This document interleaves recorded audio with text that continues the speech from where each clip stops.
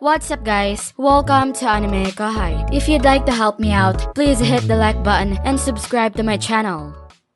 If it were us, the strongest guys would jump out first, but… Well, put it that way, Gobta, and aren't you one of the big four? Hey, alright, maybe, but I'm still the weakest of them. Seriously, stop bringing that up. As they conversed, Gobta, Gobchi, and the goblin riders under them were seething more than ever before. Everyone was waiting for the order from Gobta to come down.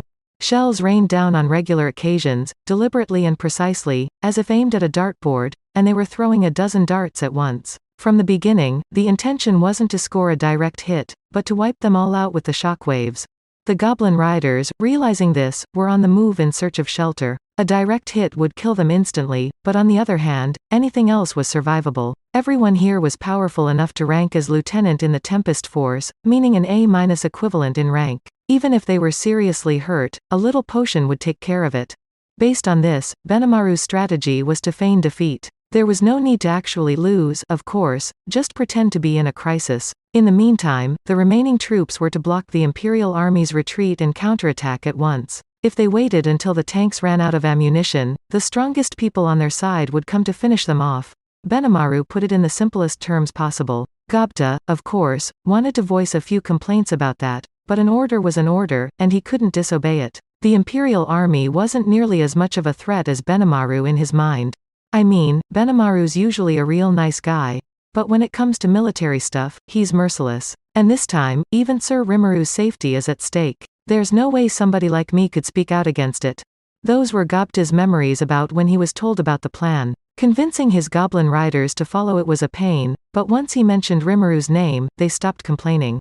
All that was left was to overwhelm the enemy in the first engagement, but as expected, that was asking a bit too much. As soon as their attempted breakthrough was blocked, Gobta's force decided to stick to their original decoy role. But that's over now. Rimuru had given his statement, and Benimaru followed it up with new orders. No need to hold back. The time had come for them to unleash all the power they possessed.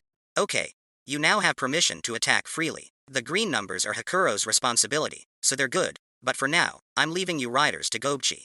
He sent out a thought communication to his squadmates, face stiffened. His tone of voice was as usual, but it had an unmistakable power to it.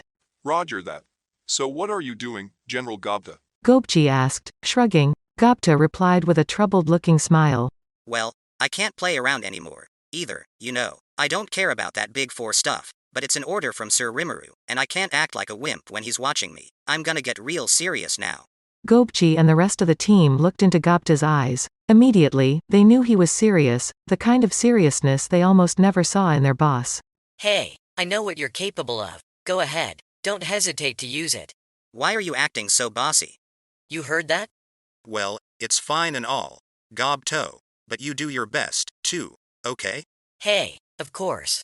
Gobta gave this a tired sigh. Gobta had been on the team since its early days. They had known each other a while by now. He was good in his own way, but thanks to absorbing a lot of unnecessary knowledge from Rimuru, he had a tendency to act all cool when it wasn't called for. Way back when, he had imitated Gobta's aide Gobchi, but now he had evolved in his own unique way. He was wearing a long black coat with two longswords that he didn't even know how to use fully. Gobta wondered if he was safe out here, but he figured that with Gobchi around, it'd probably work out. After making up his mind on that, Gobta turned to the person he had to worry about the most, Testarossa, still sitting behind him. So along those lines, Testarossa, I'd like us to go our separate ways from here, if that's okay? Testarossa nodded, smiling. Even in the midst of these flames and concussive impacts, her graceful gestures remained intact, her military uniform still clean. Soot and dust would never stain Testarossa. Yes, of course. I feel the same way as you. From now, I will act not as an observer, but as an individual living under Sir Rimuru. Please do your best, all of you. So Testarossa got off Ranga, and with a final "good day to you," she breezily walked away. Rimuru had attached her to Gobta as an observer, but that role was now over. The lethally dangerous demon was now on the move. She sure is a free spirit, ain't she? A dismayed Gobta thought, but he didn't say it out loud. He had grown up at least enough to know saying that was a bad idea. After seeing Testarossa off, he decided it was his turn. Alright, everyone, begin. He gave the order to his troops, finding the response satisfactory enough. Even Gobta wanted Rimuru to see how cool he was. He liked Rimuru. He was selfish and more than a little mean, but at the same time, he was always so kind and worth relying on. He admired her. He was once just this tiny little goblin, but he had grown to a fairly famed warrior. Now it was time for him to repay that favor. The riders are yours, Gobchi. He turned toward Ranga. Now it's your turn, Ranga. Transform. The shouted order was answered by Ranga, who had been lying in wait all this time. I've been waiting for this moment. Gobta, let us show our powers to Sir Rimuru, my master. The two fighters' consciousnesses synced together as they released their inner magic power. The next moment, a black mist enveloped Gobta. Come on, let's go wild. Yes, I've been holding back for so long. The mist disappeared as if it had been sucked into Gobta. It revealed a goblin fighter infused with a black wolf, a humanoid wolf with two ominous horns. Gobta and Ranga had unified, and only now could they be called part of the Big Four without a trace of irony. The moment they saw him, Gobchi and the rest of the goblin riders rushed out of their hiding spot. Don't get in Captain Gobta's way. He's fighting serious now. Gobchi's desperate shout expressed just how endangered the goblins were at the moment. The demon wolf's fists, for example, were literally swatting down flying tank shells from the air. In fact, even a direct hit didn't singe his reinforced black fur. These massive bullets, running just under 6 times the speed of sound and boasting incredible destructive energy, couldn't even dent Gobta now that Ranga's armor was on him. That was a byproduct of Ranga's own multi-layer barrier, but for the unwitting Imperial troops, he was nothing but a walking nightmare. What is that? Am I dreaming, or? You sure aren't. It's a monster. I can't believe the kinds of freaks the Demon Lord has working for him. Panic was beginning to set in among the lower-ranked privates. Among the troops in the tanks, stuck together and unable to move, the fear was even greater. With a howl from Gobta, dark lightning stormed down from the sky above the tank crews. 1,000 tanks had transformed into a fortress, and now they were ripe targets. The dark strikes interfered with the tanks' defensive barriers, emitting a blinding light as they did. They withstood the barrage for a few moments, but it seemed its resistance to electricity was less than perfect. The crew inside the tanks seemed to be safe, but the infantry nearby, in formation with the tank wall behind them, suffered incalculable damage. But dark lightning was dangerous not just for the shock it carried. The essence of it was even more terrifying than natural lightning. Ah. Hot! This has to be seriously damaging the tank's defensive mechanism. All teams, evacuate! Evacuate your tanks at once! Although the crews were saved from being electrocuted, the heat the bolts generated were too much for the tanks to bear. Even after the first cracks appeared, the dark lightning wasn't done yet. Like a living, thinking snake, it continued to bite into the inorganic metal plating, causing serious damage to the mechanical parts inside. One after another, the tanks exploded in flames. With a thunderous rumble, they breathed their last. In this situation, the tanks that had been linked together to form a fortress were now nothing more than death traps. The crews desperately abandoned them, scattering to avoid being caught in a lightning strike. Military command was a thing of the past for them, and they felt and acted every bit like a defeated army. They were sure no big deal. Gobta smiled as he observed the scene. As he saw it, the power he and his cohort wielded was more than enough to face up to this foe. That, and the enemy's main force, the original target of this operation, no longer seemed threatening in this demon wolf form.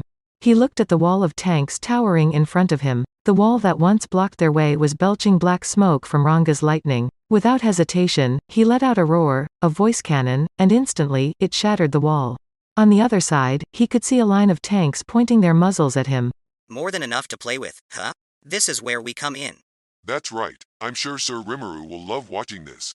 Gobta and Ranga gave each other contented nods. So they began. Without further hesitation, Gobta dived through the burned-out wall of tanks, wholly unafraid of the vast forces awaiting him. Then he ran across the battlefield with all his might. He exceeded the speed of sound, making it impossible for the Imperials to follow with the naked eye. Just you see what Ranga and I have been working on in training. How long can you keep up with us, huh? Dance. With wolves. A dark gale rushed across the battlefield. With it, a destructive sonic boom slammed itself against the tank troops. The shockwave included the magical effect of the storm of destruction skill. Gradually, the storm grew to a tornado, a dragon storm of destruction whose well-calculated movements were honed for maximum enemy casualties. That was Dance with Wolves, Gobta's fearsome anti-army annihilator. And with that, one corner of the battlefield had effectively collapsed. As Gobta was beginning his rampage on the ground, changes were also occurring in the sky. It was the third corps, led by Gabble. Following Benimaru's order, Gabble and his team had been providing cover for the Goblin Riders. Once that became too difficult, they moved on to the next mission, never panicking. In other words, they were part of the same pretend to lose strategy Gobta was in on. The strategy was to make the enemy play their trump cards by maintaining a stalemate while making it look like they were about to lose. It was a pretty wild idea, but Benimaru ordered it nonetheless, not looking concerned at all, and Gobta and Gabble accepted it without a second thought. If things got really dangerous for Gabble, they had permission to evacuate, only after they helped Gobta's force retreat, of course. Gabble didn't think that would be necessary, though. After all, despite all his protests, Gobta was still smirking at the idea of executing this op. Gabble thought he could learn a lot from Gobta's brashness, but as it turned out, they were quite similar in many ways. Even in this state of affairs, he was still looking to shoot down an airship if he could. As long as he could maintain the stalemate without too much effort, he didn't see a problem with inflicting some damage on his opponent. That was the idea behind their aerial approach, but the enemy turned out to be stronger than he thought. Their corpse magic didn't work, and the Wyvern Riders' fireball attacks were similarly blocked. With their air dominance now gone, Gabble's team was at a distinct disadvantage. Our role is to attract the airship's attention. If we fought with all our might without minding the consequences, it's not impossible to bring them down, but yes, Gabble and the rest of Team Hirayu might have been able to break through the airship's defenses, but doing that would make it impossible to continue the mission, and so Gabble decided now was the time for patience.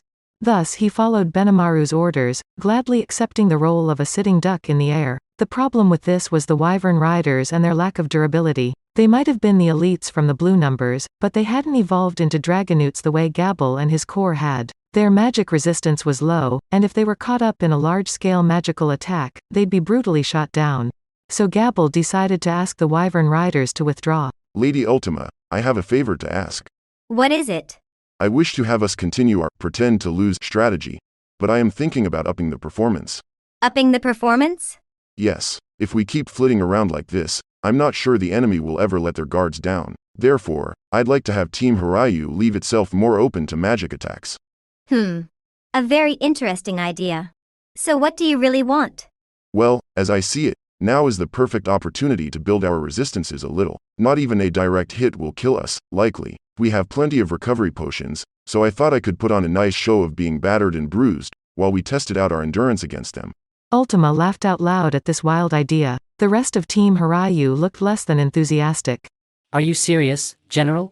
Sir Gabble can be rather simple sometimes, can't he? Do we have to try that right now?